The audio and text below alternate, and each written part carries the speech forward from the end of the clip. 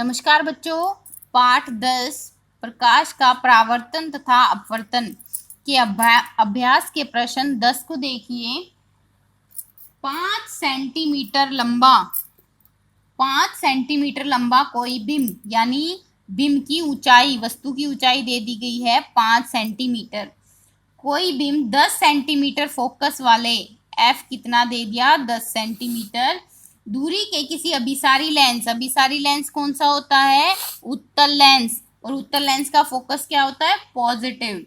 प्रकाश किरण आरेख अभिसारी लेंस से 25 सेंटीमीटर दूरी पर रखा जाता है, यानी u का मान दे दिया आपको 25 सेंटीमीटर और u नेगेटिव होता है तो -25।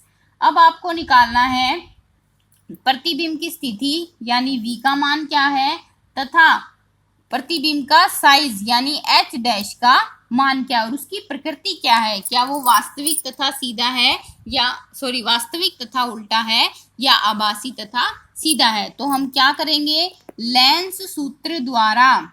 लेंस सूत्र क्या है बच्चों? 1/v - 1/u बराबर है 1/f। तो अब जो हमें यहाँ पर दिया गया है वो हम लिख लेते हैं। u का मान दे रखा है -25, f का मान दे रखा है 10। ठीक है, अब क्या करते हैं, माइनस माइनस प्लस हो गया, प्लस बराबर है 1/10। अब हम क्या करते हैं, 1/v इसको इधर ले जाते हैं, -25 लघुत्तम लेंगे, 50 आ गया, -2 कितना बचा 3/50। तो ये मेरी 1/v की वैल्यू है। तो v का मान क्या करूंगी, इसको उल्टा कर दूंगी, कितना आ गया 50/3। इसका मतलब 16.67 सेंटीमीटर।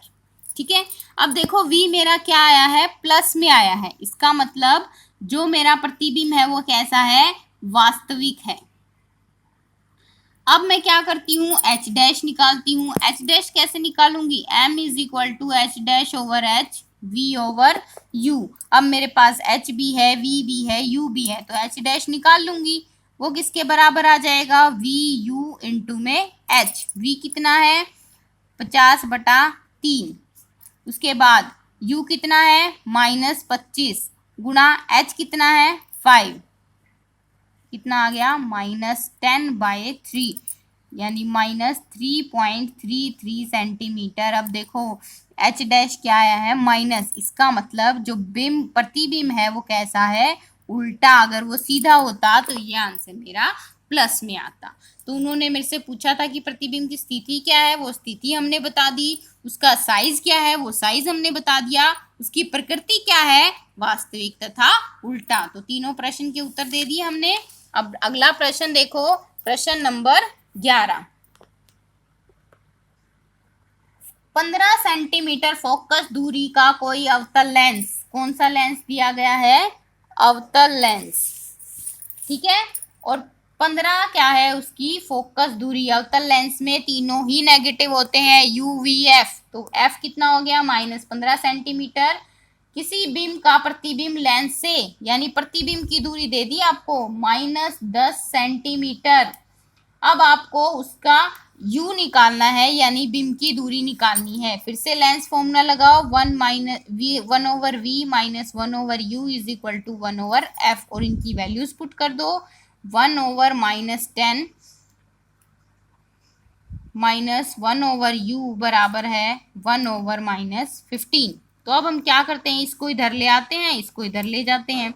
1/-10 प्लस 1/15 बराबर है 1/u। ये इधर आएगा तो प्लस का हो जाएगा, ये इधर गया तो ये प्लस का हो गया। एलसीएम लिया 30 - 3 + 2 = 1/u। -3 + 2 कितना हो गया बच्चों, -1/30 बराबर है 1/u। तो u कितना आ गया मेरा -30 सेंटीमीटर।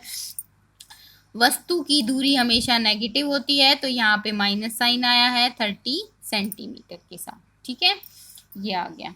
अब 12वां क्वेश्चन देखो बेटा, 15 सेंटीमीटर दूरी के किसी उत्तल दर्पण, यहाँ पर देखो बेटा क्या है, उत्तल दर्पण 15 सेंटीमीटर फोकस, फोकस दूरी कितनी दे दी हमें यहाँ पर उसकी 15 सेंटीमीटर।